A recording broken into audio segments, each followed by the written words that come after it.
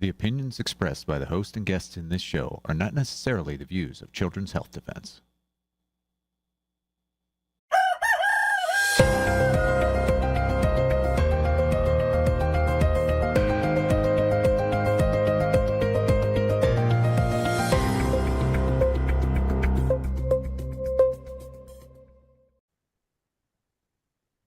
Well, good morning, CHD. It's Monday, the 27th of October, 2025.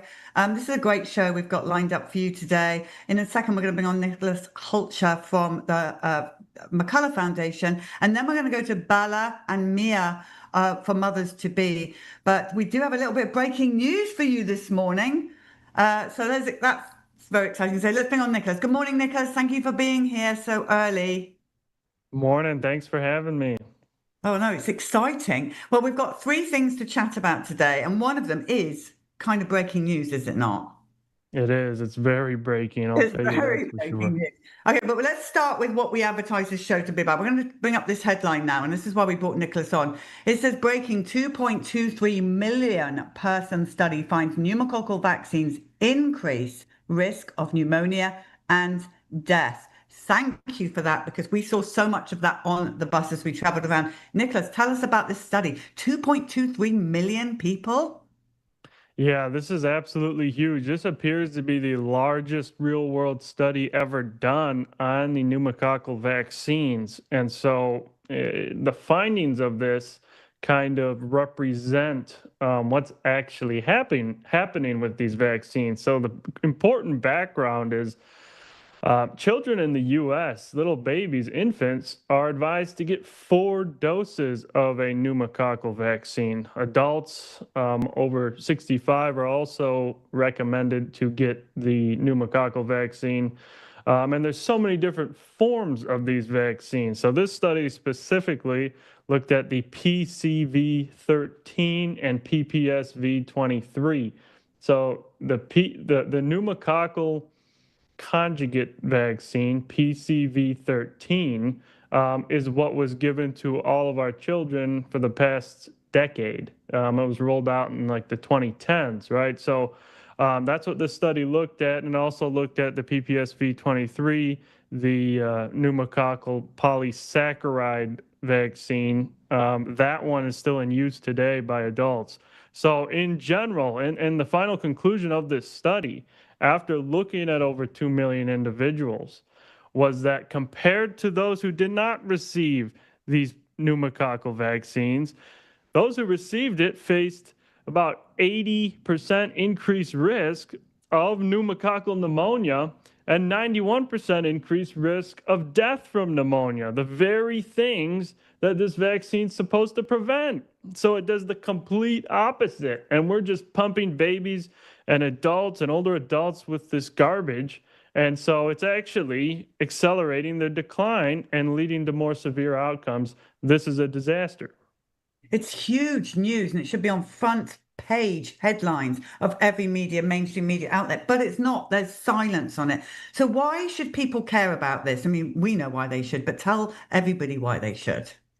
Yeah, people should care about this because it is literally a core component of the CDC's hyper-vaccination schedule.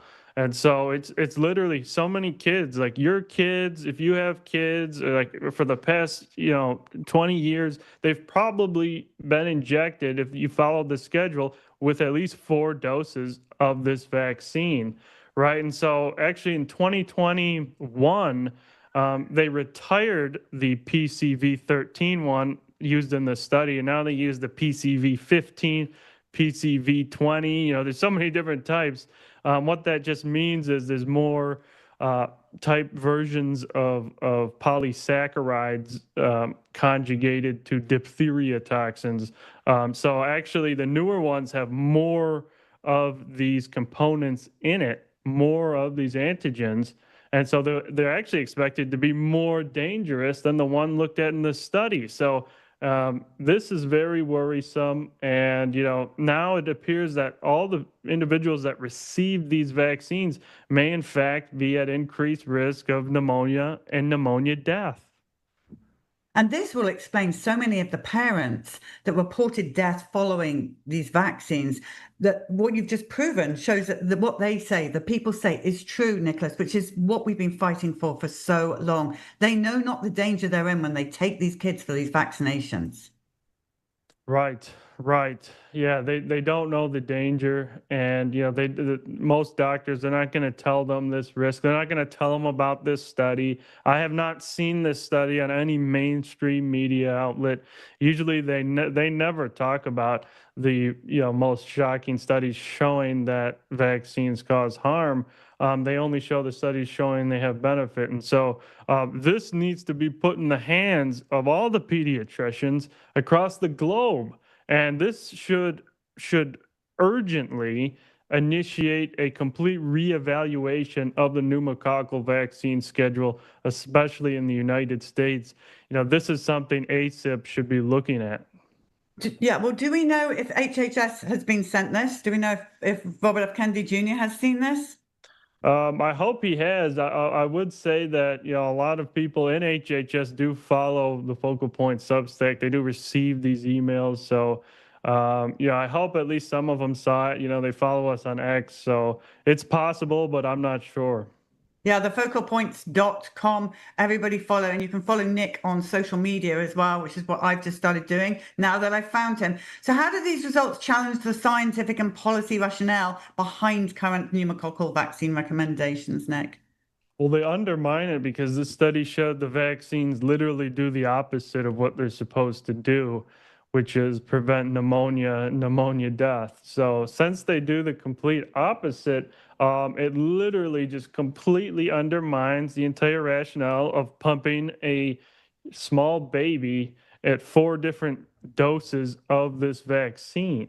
And then it also specifically and strongly undermines the rationale for adults, which was studied in this particular paper, where it was adults over 50. They are for sure at this increased risk of death and pneumonia. So all of this has to be reevaluated. In the meantime, based on this study, I would say it is not worth it in any stretch of the imagination to put yourself at increased risk of pneumonia and death. So the bottom line is, if you are a parent and you're going to go into a pediatrician, they're going to offer you this shot, this pneumococcal shot. Know this, your child could die. According to this study, your child could die.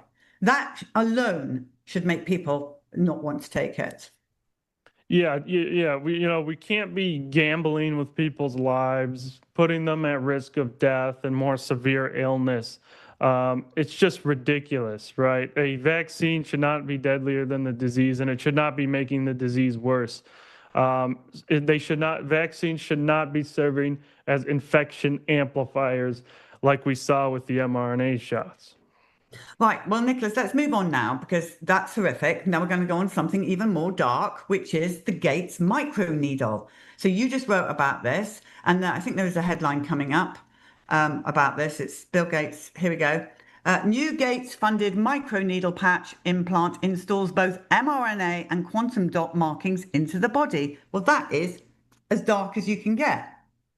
Yeah, this is very, very worrisome, and I do believe that this is actually going to be the next mRNA platform, vaccine platform that they try and roll out at a wide scale. So first in 2019, Gates funded a study for the original development of these quantum dot implants. So it's a microneedle patch array. So it's got a bunch of mini needles. It's like a Band-Aid. You put it on your wrist, it dissolves, and it installs these quantum dot materials that last for at least 5 years. So they developed that in 2019. Now in 2025, Gates funded another study that shows just how advanced now this technology has become. It is advancing at a very fast pace. Now these microneedle patches can install literal quantum dot QR codes that can be read with AI with specialized cameras and decoded to store batch information, lot number, how many doses you received. There you go. They put it on the pig. That's what it looks like. It's a literal QR code. You will be marked This lasts, again, for years, perhaps permanently. And this will be used as a biological vaccine passport system where you won't use your phone. You won't use the QR code on your phone to enter the store and travel. You will use your wrist where this material is embedded in your body. And so this is very dangerous. And this even earned a spot at the 2025 Global Vaccine Forum, where they had their own session on these microneedle patch implants. So this is planned for wide-scale deployment for another pandemic.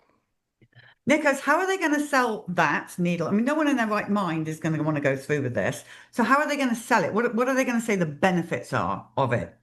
Their benefits are that it doesn't require cold chain storage, so it won't need to be refrigerated, and that they will ship it to your house for self-administration. So they'll say it's easier. You don't come into the doctor's office.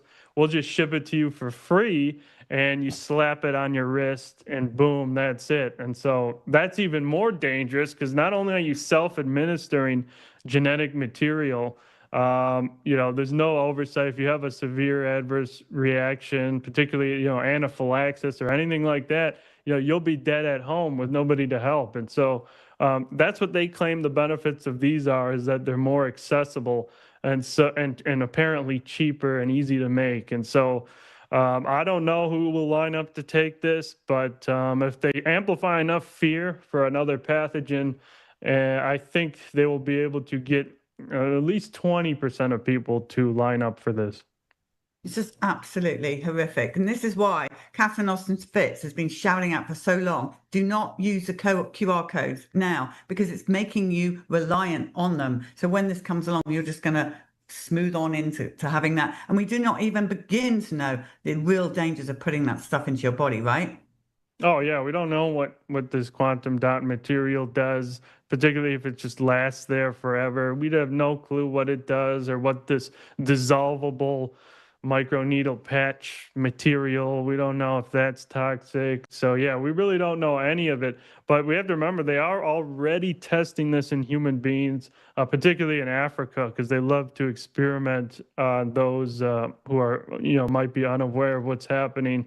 The Gates Foundation does. They tested it for actually an MMR vaccine, these microneedle patches. So that's what's also concerning. It might not just be for mRNA. They might start rolling this out for routine childhood vaccines. Bill Gates should be absolutely banned from Africa or anywhere, and his organization. It's disgusting. Well, thank you for doing that work on it. The McCullough Foundation, Nicholas, is doing absolutely fantastic work. So, Nicholas, we have some breaking news today. Now, I saw this tweet over the weekend. It was sent to me by the Defender team, and it says, Grok says vaccines cause autism after reading our upcoming landmark autism study. So this is, we understand, something that is breaking today. And in fact, potentially first on CHD TV, if I'm right. Yes, this will be breaking. I will give you the deeds on this landmark study today for the first time. So what we did was, well, first of all, it's 80 pages, right? So it's a very long report, and it's over 300 references. And so what we did was we literally looked at the entire spectrum of literature of the determinants of autism, what could possibly be causing autism. And so so this is actually the first and most comprehensive study in existence to look at both non-vaccine risk factors, all of the domains, and vaccine risk factors, and including vaccinated versus unvaccinated control group studies. And so we did all of this. Since it's the most comprehensive and we see the entire spectrum of possible causes, we can assess, well, which one's contributing more? Are the vaccines contributing more than these others? And what we found was quite shocking, but not unexpected for, many of us who have been paying attention to things. So we identified over 136 vaccine-related studies. We've identified 107 of them that infer a positive association between vaccines or their components and autism spectrum disorder or other neurodevelopmental disorders. Only about 29 found neutral risks or no association, and those were riddled with many fatal flaws, including no unvaccinated control group, registry misclassification. They don't interview the children. They don't verify the vaccine cards or medical records, and they're riddled with all sorts of statistical tricks. As I know, Children's Health Defense's scientific team has clearly outlined in many manuscripts. Dr. Brian Hooker, many of his studies are included in our report as well. So based on that, that was the vaccine evidence. And then the non-vaccine evidence, we identified many things, but the main ones are, older parents, premature delivery, gut-brain axis alterations. That one was very strong. And then as well as some common genetic polymorphisms, as well as environmental toxicants, right? Pesticides, that includes heavy metal, air pollution, PFAS. And then we move on to in utero drug exposures. We look at all the classes of drugs. There's about 30 drugs that indicate a possible association with neurodevelopmental disorders. Acetaminophen's one of them. We expand on that. And so all those drugs, but in totality, looking at all of this, and you'll see it in the central figure as soon as this comes out, vaccines are the most significant modifiable risk factor among all of the determinants of autism. That's just what this evidence shows, and it's quite undeniable.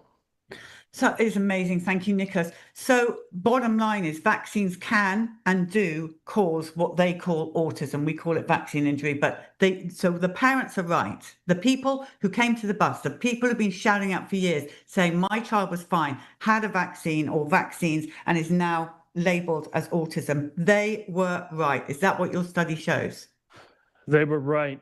They were right. And we even collect all the published case reports of this developmental regression. And I know there's a lot of, interviews and real parents saying this happened.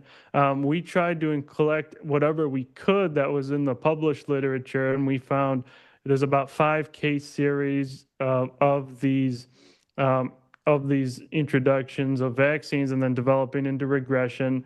And so, this is what real people are seeing. And this report now does confirm that, yes, that is what parents are seeing. That is what is happening. The child does become injected with multiple doses. Sometimes it can be even one dose, could be MMR, or sometimes they go get the MMR and then they get about 5 other vaccines at the same time. And then they suffer a high fever, and then sometimes they'll get a febrile seizure, right? And then all of a sudden, once they kind of recover from that, it appears that in many cases, particularly in susceptible children, that they will have developmentally regressed and suffered what appears to have been from encephalitis. So their brain became inflamed from this whole load of toxic antigens, of toxic adjuvants, reaches their central nervous system, and then they unfortunately suffer central nervous system damage, or in other words, brain damage. And unfortunately, this causes developmental regression and the expression of autism spectrum disorder. And so, it's undeniable now. The vaccine cartel cannot deny this anymore. This is huge news, Nicolas. Huge news to the parents. I'm sure there's many parents listening now that is just probably feeling very emotional because we've been fighting this fight with everything that we have for so long. And I just want to make one point. We have never said that vaccines are the only cause of autism. It just seems to be that all the parents that come to us have had the same story. We give them Tylenol, which because we're told to before vaccinations, we vaccinate them on time. They scream anti-vaxxers at us, but we did everything you told us to do on time. Then we give them acetaminophen again, Tylenol again afterwards. Then they're sick. Then they have antibiotics. Then it's repeat. The kids that are vaccinated are so sick for their first year in life and then end up with this ghastly autism diagnosis, which, by the way, your child will never be the same again once that needle goes in. You might be able to detox your child, but you will never have your child back to what your child was before. Just going on the unvaccinated kids that do have autism type symptoms. And by the way, I've never seen an unvaccinated child have as severe symptoms as my son. You just talked about the gut brain being huge in that cohort study. So can you talk a little bit about that? So what is it with the food they're eating? What is it that's making an unvaccinated child have that same kind of injury? Yeah, it appears it's altering their microbiome in a negative way, and then all of a sudden they'll have issues, particularly with gut permeability and the metabolites their microbiome is producing, and it'll start to kind of allow toxins to enter through the gut or through the gut barrier and reach the circulatory system, reach the blood, and then reach the central nervous system. And then we know that the gut has strong interactions with the brain.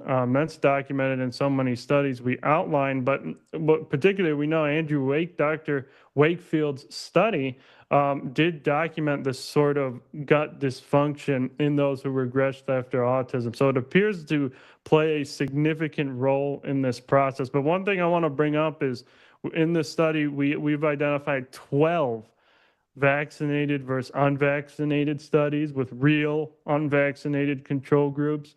All 12 of them found that the unvaccinated were much, much healthier, suffered far less risks of chronic disease, suffered far less neurodevelopmental disorders, and far less autism spectrum disorders. So when we do proper science and have actual control groups, unlike what's going on now with vaccine science, we see that it's undeniable. And so, and you're right about the profound autism, where you don't see many unvaccinated children with profound autism, which affects about 26.7% of all autistic kids, where 1 in 31 of total kids are on the spectrum, 1 in 12 boys in California. And so if you have 26.7% of them needing 24/7 care, basically, for the rest of their life, that's very, very, very worrisome and very serious. It's not due to increased screening. It is due to iatrogenic exposures, including massive combinations of vaccines, and particularly early timed vaccination during critical neurodevelopmental windows. And I understand Dr. Wakefield has been included in this study. He has looked at it over, I don't know, worked on it. Yes. Yeah, that's the best of the best. You've got the best of the best team there. And finally, for Andy Wakefield, finally for the parents, we have some justice for our children, that we knew what happened to them. We were not crazy. This did happen to our children. It's a warning to all those young people out there that are about to have babies. Vaccines can and do kill. Vaccines can and do cause autism, and many, many, many other diagnoses that are ghastly. Nicolas, you are going to be breaking this news today. You've just done it on CHD-TV, which I'm so grateful for, but you are breaking it formally. Where can people go to see this as it unfolds? Yes, you will see it on thefocalpoints.com. We'll give the link to the study and everything, a nice breakdown of it, and it will also be on my personal X account at Nicolas Hulscher. Yeah, so it's just, it took me a second to find you and follow you. So it's at Nick Hulscher, so not his full name. So do follow him, because you're brilliant on it. You just break things down. You smash it out there fast. It's like breaking news all the time. Nicolas, thank you to you and the McCullough Foundation, and for all the work that you do. You're a brilliant epidemiologist, and I really, really am so grateful for you on behalf of all the parents around the world that have suffered this with their children. Thank you, Nicolas. You're an amazing human being, and we hope to see you back on CHD-TV soon. Well, thank you for your kind words, and thank you so much for having me. And I'd love to come back and keep up the great work at Children's Health Defense, the best medical freedom organization that I'm aware of. Thank you, Nicolas. We'll look forward to seeing this breaking throughout the day, and we will be clipping it like mad. I'm sure our social media team are on standby already. Thank you, Nicolas, for being here so early this morning. Thank you. Wow, everybody, this is just kind of an emotional time right now, because this is what I've been fighting for years. And I know many of you out there as well. This is our moment, everybody, and we've got to keep fighting and keep continuing. Thanks to the McCullough Foundation for that amazing work. All right, I'm going to hand you over to mothers-to-be Isabella Yon. It's her 7th wedding anniversary today, so congratulations to you, Isabella, and the amazing Mia. And they're going to be talking to you about something pretty good as well. So I'll see you soon.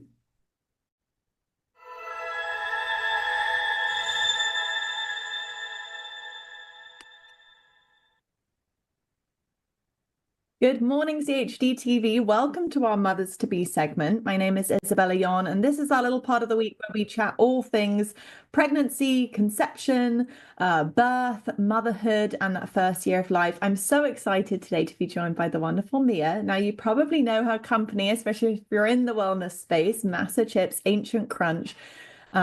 Really just a profound change in the snack space. I know I personally was so excited to find them, and they are absolutely delicious. And we're going to be chatting all things about her company, but also about just holistic motherhood and birth.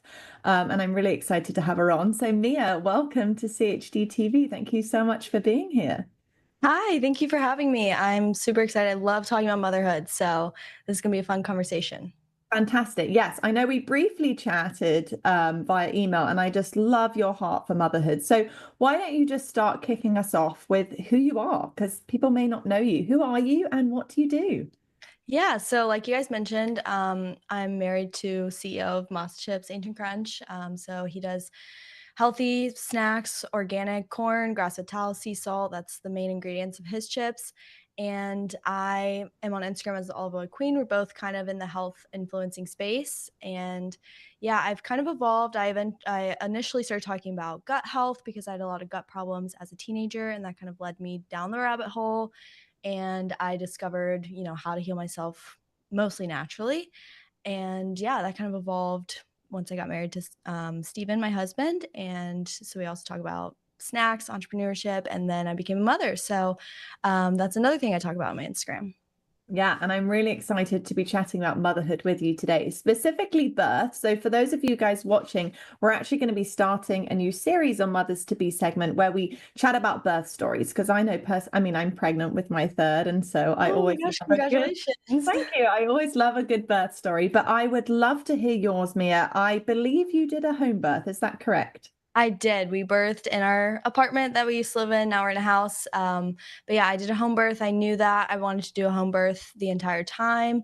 And I found a wonderful woman. She's technically a doula, but she's not a midwife. So we didn't have a midwife present either. So I guess that they call it free birth.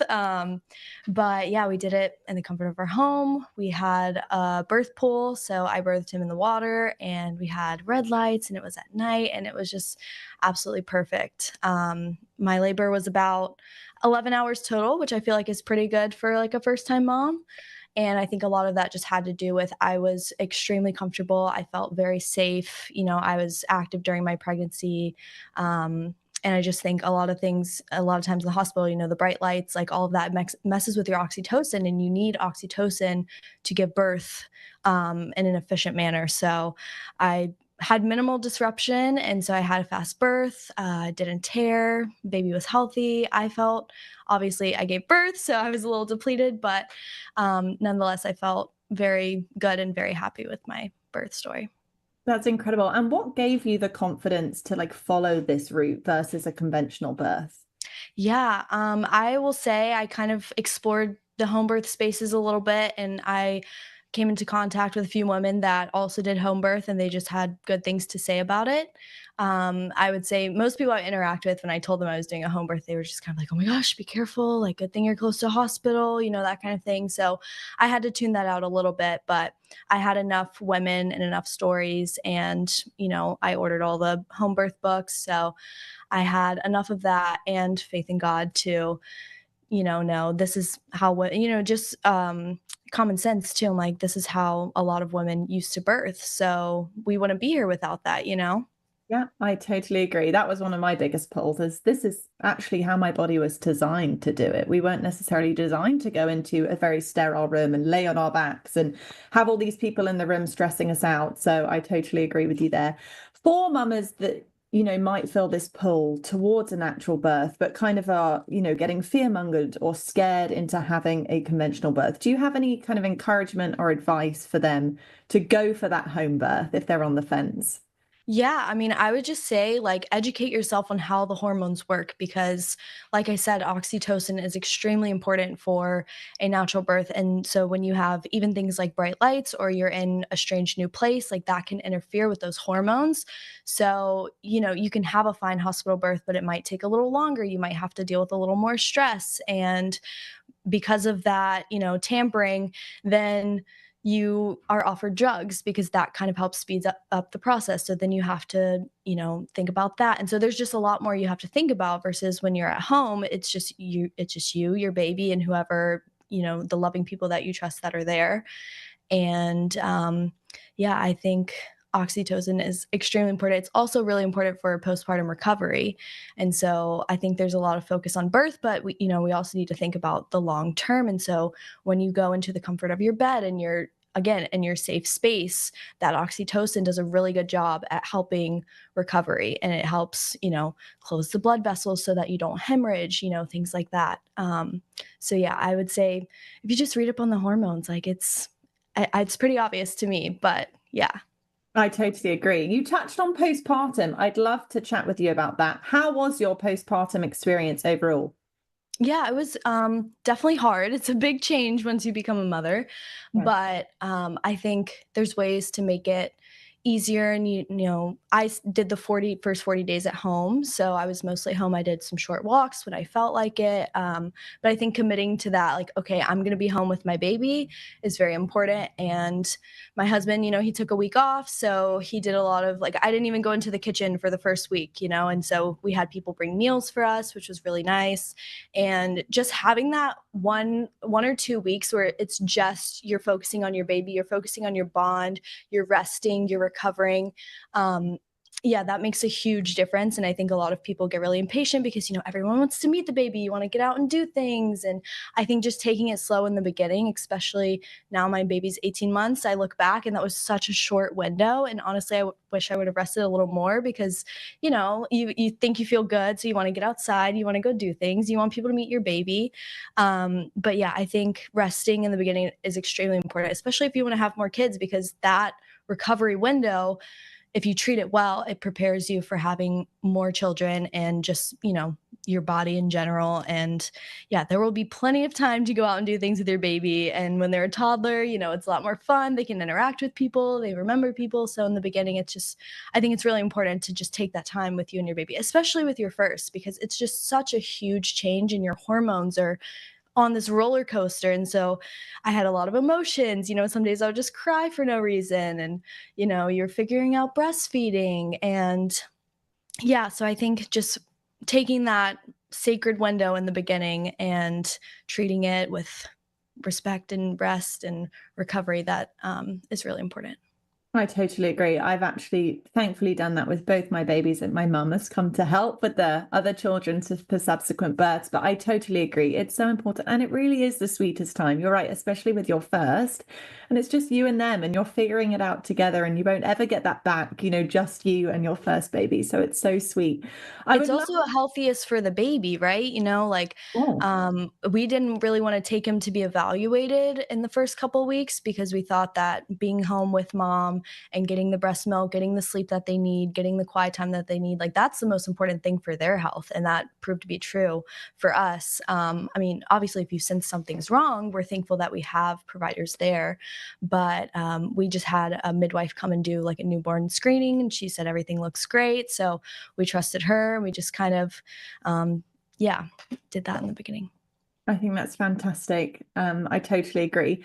I would love to touch on the importance of nutrition during pregnancy and also postpartum. Do you have any recommendations for mamas who might be pregnant? Yeah, there's a really good book. It's called Real Food for Pregnancy by Lily Nichols. And then there's another book. It's Sally Fallon's Baby Nourishing Traditions book. I forget the exact title, but those are both really good books. And you don't like the Sally Fallon book. I was like, oh my gosh, you don't realize like how many nutrients you need. And obviously, it's important to prepare before you're trying to conceive because that's, it will pull from your nutrient stores mostly. But yeah, it's important to eat like animal foods. Obviously, you should get them from your local farmer if you're able to. And those are the most nutrient dense foods. And you need a lot of nutrient dense foods, especially when you get bigger and you can't really fit like a ton of volume. You need, smoothies and bone broth and egg yolks and things that just have a lot of nourishing components. So, yeah, we always buy food and especially animal products from our local farmers, and we get the best quality. And yeah, it might be a little more expensive, but in the long run, it is the most valuable thing that you can do for pregnancy, birth, and postpartum.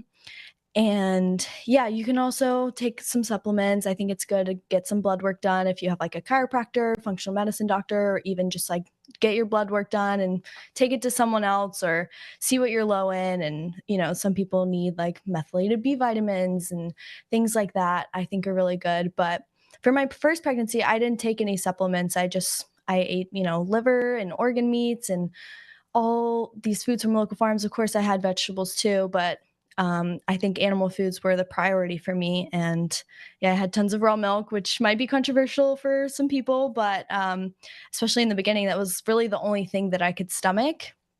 And I think it kept me extremely hydrated because, your blood volume increased by 50%. You need like true hydration with minerals, not just plain water, but coconut water, bone broth, juices, things like that just have minerals and nutrients. Yeah.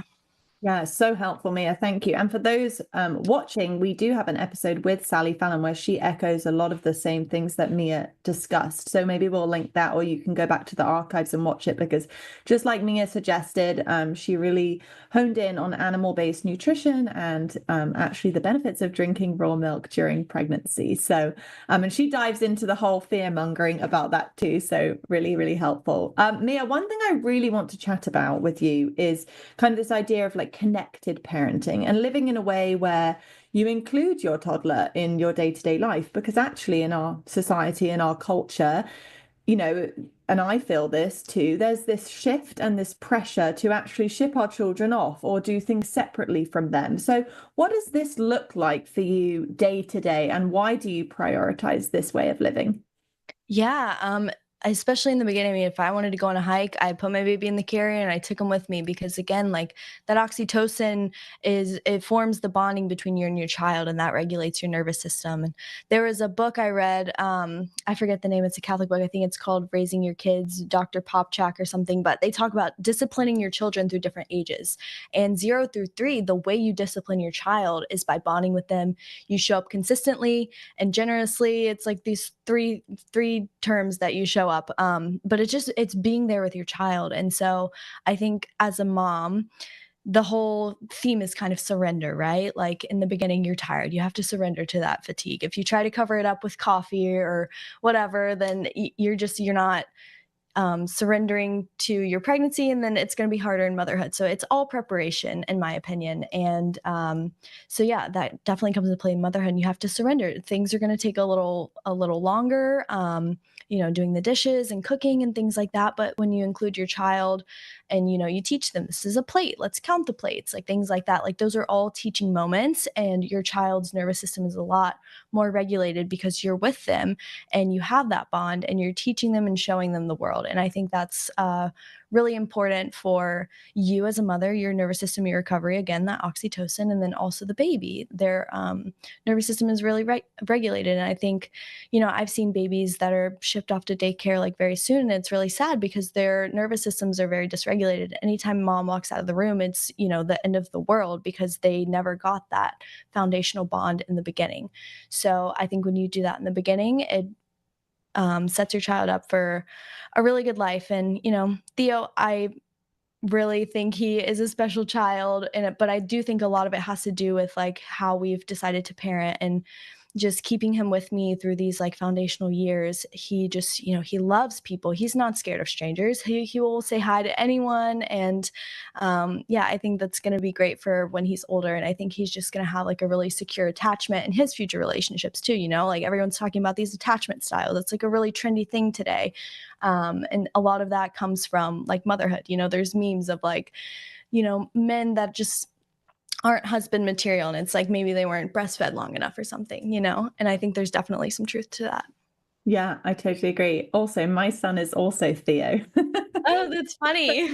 And yeah, with my son, he was a very clingy, what some people would probably call a Velcro baby, but it was because, we really did do everything together. He was my first. And he was a little afraid of strangers and things, but I really just honored that and stayed with him. And now he's just turned 4 years old. And the other day we went to church and he wants to go, and play with other kids. Right.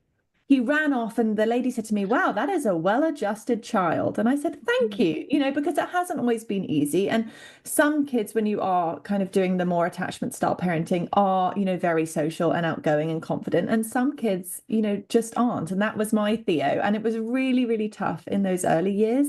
But my encouragement to mamas watching who may have a similar child is stick at it, because just as Mia said, it's really how we were designed to be, and it's the best for their regulation and also ours. It really feels right to be close to your baby, and it does pay off. Again, my child is now 4 and he's the most confident little boy who goes off and says, "Bye, mum," doesn't care, just has so much fun. And it's because we do have a close bond and he knows I'm here.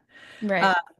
So that's wonderful. I did want to chat with you about church, because I know you mentioned church with a toddler, and I feel like this is a really tough topic because a lot of people, maybe feel like they can't bring their toddler into the service because maybe they're disruptive or it's frowned upon. And there is, a daycare option, but I struggle to put my kids in the daycare when they're young because they're sad. So I would love it if you could just dive into this, what works for you and your family, and if it could maybe work for others.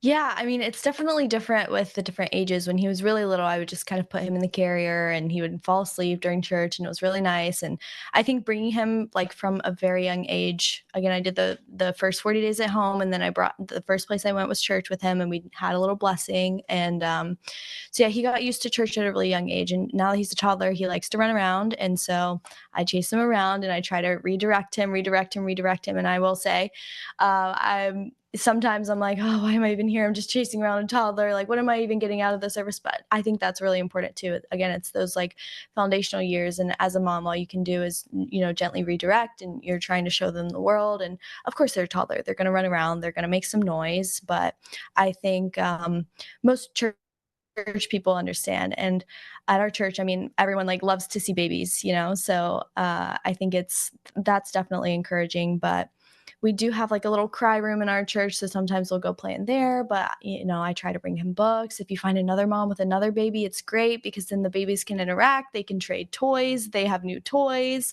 So then you're like making mom friends. And so yeah, I think you just have to keep pushing through and try to do your best. And yeah, hopefully eventually, when they're older, they'll want to go to church and they'll like church.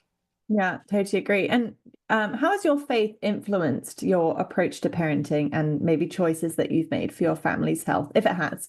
Yeah, definitely. I mean, yeah, I felt like really close to God when I was pregnant and about to give birth, just kind of trusting his plan. And, if anything was wrong, it was part of his plan, and just really, really, really trying to trust. And I think that has definitely played into motherhood too, although I don't feel as connected because when you're pregnant with your first child, like I feel like you're not as much in reality. You're like very in a spiritual mind, especially toward the end. You're kind of like high on hormones, and it's your first child. But yeah, I definitely during motherhood too, it's like I have to just bring myself down and say, okay, God, this happened for this reason.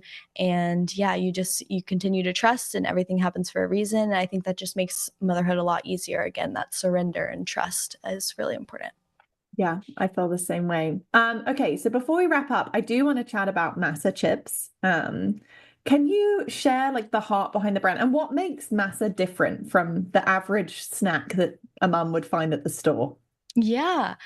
So the origin story is really funny. My husband was with one of his friends and it was New Year's and his friends like ordered some chips from a Mexican restaurant. And my husband's like, how can you eat that? Like, you know about seed oil. This was like very early when seed oils had just become like a big thing. And he was like, well, I don't want to be miserable, like you and just eat healthy foods. And my husband's like, you don't have to be miserable. You just have to make them the right way. And so his friend kind of challenged him like, okay, why don't you try it and we'll see. And so those are the two founders of MASA today. So it's a great origin story. And the founder, now he loves the chips too, his co-founder. And so that's kind of the heart. And my husband, he was into health kind of before he started the brand. But of course, like you want health to be cool and fun and like you want to have snacks, right? But they just need to be made the right way. And so you either make them super, super healthy and then they have like, a lot of grains and seeds and stuff that we shouldn't really eat. And the oil's always hard. My husband's like, people used to fry in beef tallow all the time. So we can just keep it really simple: organic corn, beef tallow, and sea salt. And so, yeah, the main difference is that they're organic and they're not in seed oils. So most corn chips are GMO corn with tons of pesticides, and the seed oils are obviously highly processed industrial oils that are not good for us. And they're taking over our diet. They're in every restaurant, every deep fryer. But yeah, so he started that and now we have tons of different flavors. We also have Vandy Crisps, which are potato chips, also fried in beef tallow, also organic. So yeah, we're trying to make America healthy again. I love it. That's so exciting. My husband, I didn't know you guys did normal chips, but my husband will be very excited about that because he is a big chip man. That's his Yeah, favorite. right? Like who doesn't love chips, Oh, yeah. I love it. I love it. So thank you guys for doing that. How can people find your products? Where can they find them or buy them? Yeah, masachips.com and vandycrisps.com. It's two separate websites, but that's where you go to buy the tortilla chips or the potato chips. And yeah, you can subscribe and get bundles and things like that to save on there. And yeah, that's how you find them. They're in some stores. They just launched in Sprouts too, but we're trying to keep up with the demand. So it's a little difficult, but we're growing. So that's good. Yeah, that's awesome. We have a small little like health store where we live in like the 38 area. And they carry some of your guys' chips, but they are like we always go and they're like flying off the shelves and all my friends go and buy them because they're delicious. And also there's not a lot of other option. There's not, you go to Whole Foods and they all are sunflower seed oil or canola oil or whatever it is. So they are delicious. If you guys haven't tried them yet, definitely go check them out. Mia, we always end our segment with one question, and that's if you have one piece of wisdom or advice for any new or expecting mama who's tuning in today, what would it be? I always just say have faith, and there's a lot of noise in the world, and a lot of people are going to tell you a lot of different things, but if you just take a moment and with your intuition, God, and you just do what feels right to you, do what feels more comfortable to you. And I think that just blocking out the noise for a second and having faith, also go to church, but that deep faith is what's really important, that individual faith. So yeah, that's my advice. I love it. Thank you so much, Mia. And how can people follow you if they want to check you out on social media and connect with you? Yeah, I'm on Instagram as @theoliveoilqueen. And yeah, that's my main channel. It's where I post all my fun stuff. Fantastic. Well, Mia, thank you so much for joining us today. I've absolutely loved having you as a guest, and just thank you for all your wisdom that you've shared with all of us. Yeah, thank you so much for having me. Yeah, and thank you guys for tuning in. We will see you next week for another Mothers to Be episode.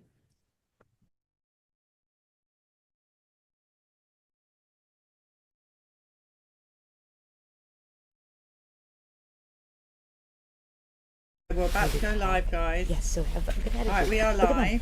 Okay, so who are you all? What's your name? Hunter. And how old are you, Hunter? 17. 17, okay. And who are you? I'm Mindy. I'm Mom. And you are? I'm Patty, I'm Grandma. Okay, and so you're all here to tell us a story. So who would like to start? You, go on, tell us your story. I don't know what my story is. She wants to know about what happened when you were little and you had a vaccine. How did that go? Oh, went pretty bad. Mm-hmm. Yep. It was awful. And Hunter has a very good memory, and he remembers. Well, tell her, how did you feel after a vaccine? How old were you when you had it? I don't remember, but I do remember having the vaccine. I don't remember how old I was. Well, I've asked him, And who are all these? yeah, I've asked him Maybe your mum. Maybe you go ahead I and do was that. curious. The pictures. What's the matter with the pictures? He was. It was about 1.5 that we started really noticing differences. Sorry. Like I said, he was talking. He was very engaged with us, funny and fun. just And all of a sudden, his language completely halted. I mean, no words at all. didn't seem to recognize his name. He was not responding when we'd say his name. I was worried about his hearing for a while. Absolutely no eye contact suddenly. And yeah, And when he was just born, he was fine. 100%. He Perfect. was very aware, very engaged. He was that kid that as fast as he could start talking, walking, running, everything was on schedule, if not ahead of time. He's awesome, exactly how he is. But yeah, we went through a lot of speech therapy, occupational therapy. It was a very long time. We had Post-its all around the house, so we were constantly, TV, shelf, cabinet, like trying to get the words. And when he finally did start talking, it was a very slow progress back to where we were before the language stopped. Do you know what vaccinations he had that actually triggered this? She's got the schedule. It was. I can't see without my glasses. I don't have one either. 1 year was. Yeah, Show me. it's there in that letter that I returned to you, and also here. He was born perfect and progressed on schedule until he was a year old, when he had the DTaP, MMR, and PCV all in one visit. So that's a pretty big assault, on him. So that's when it went around 1 year. That's a lot. That was the tipping point. Yeah. And you can see Let's have a look here. we didn't catch on. We didn't know it was the vaccine. It wasn't until I found you actually online, and it was about a year later that I started realizing there were other possibilities. That's a lot of shots he's had. Yep. Yeah. And he's had the chickenpox shot Yep. twice.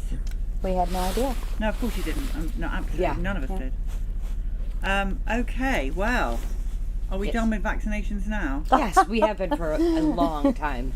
So you didn't take the COVID shot then? No. So no. I remember when none of my us, boss my pulled me husband, aside no. and Yeah, said but- we're going to have to give the shot, and I said, "Oh, what's the date for that?" And she told me, and I said, "Okay, that's my last day." And she goes, "What are you talking about?" And I said, "Yeah, no, there's going to be no COVID shots in this family." They were Thanks telling me at anyway. work So you that I had you to had have to leave your work? Yeah, well, no, because they actually backed off. I was very prepared, but I'm retired. I was just working a little job at a Yeah, but drugstore. still. But no, I don't care what I was doing. There are no vaccines in this family. You guys are all you all say we're not anti-vaxxers. I'm an anti-vaxxer. Solid. We're ex-vaxxers. We're ex-vaxxers. Yeah. 'cause So we did. I had Yeah. to take, do an opt-out test for him for school to get him out of his last vaccines that they were requiring, or he couldn't go to school. So I did all that, and then they kind of left it alone. I don't know. They kind of hounded me for a while afterwards. What's the matter? And they left me alone. He graduates this year, so we don't have to worry about them, coming. And what do you like doing, Hunter? What sort of things do you like to do? What's your favourite thing? Well, Your favorite thing. What do you do all the time when you sit at the counter? I draw, and I have so many favorites: draw, swim, and of course, Sure. play on my tablets and play my Nintendo Switch. And what about in our backyard? What do you like to do? Jump on the trampoline and roll in the grass, and I also like to drink juice. Yeah. That's a lot of good things you And like then to what do. did we do yesterday that was so fun? You sound like like the actor, like one of those actors. He loves an accent. When he started did we do It's a kindergarten, British accent. when he started kindergarten, the teacher said, "So who's British?" And we said, "Yeah, nobody. We're Italian." And he goes, "But he's got a British accent." And he did. He was And speaking He in was a British- watching Wallace. I'm sorry, Grandma. Okay, No. He was speaking a British accent at Everybody school. knows. You're not. I want it No idea. secret. Okay, that's okay. You're not supposed to tell him. So the secret here is what's your warning to the young mum? Sorry. Well, obviously, be aware and stick to your guns. Don't let yourself be talked into something that you don't want to do. I didn't know, or I would have made different decisions. Obviously, I thought I was doing the right thing. I was going by what the norm was, what the doctors were telling me to do. I wanted to keep my baby safe. But the children that don't get vaccinated are much healthier. Much healthier. Yeah, and they do scare you into doing it. You don't want your baby to get this, or this. Well, he's totally healthy. He's healthier than any of us combined. He's He all takes lots of organic. vitamins. And He takes autism-appropriate supplements. Just everybody in the house can get sick. Everybody Sorry. in school I'm can get sorry. sick, but Hunter either doesn't get it at all, or he gets a very mild case. He boosted his immune system back up, hopefully, where it was. But Okay. Well, I thank you all for being here. yes, Is thank there anything you. else you wanted to say? Or No, we were thrilled Thank to you. come It's here. lovely to have you here, Hunter. Thank you. Thank you. You do sound you do sound familiar, like one of the actors.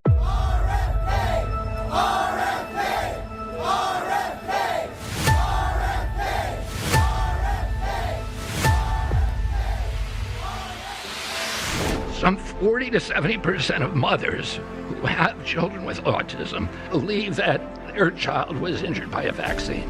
We should be listening to these mothers. We will perform the studies that should have been performed 25 years ago. This is the most important thing. There's nothing more important than that. This guy is staking his presidency on ending the autism epidemic, and he talked about vaccines. We want no mercury in the vaccine. We want no aluminum in the vaccine. We didn't know if he was actually going to touch on vaccines, and he was all over it. There's no reason to give a baby that's almost just born hepatitis B. He basically gave parents permission not to vaccinate their kids, and definitely not to take Tylenol. We now have data we cannot ignore. There is a causal relationship between prenatal acetaminophen use and neurodevelopmental disorders of ADHD and autism spectrum disorder. The truth is, vaccine injuries are real and they've been ignored. Society does not want to acknowledge vaccine injury, period. These childhood vaccinations, the people of America are telling us they are not safe and effective. We are seriously concerned at Children's Health Defense about the disinformation and misinformation out there. The government has decided that this particular industry doesn't have to be liable to anybody. There's only 10% of children are complying with the CDC's recommendation on COVID boosters. A record number of kindergartners didn't get at least one state-mandated vaccine. And the number of exemptions is up. Vaccination rates in children start to drop once again.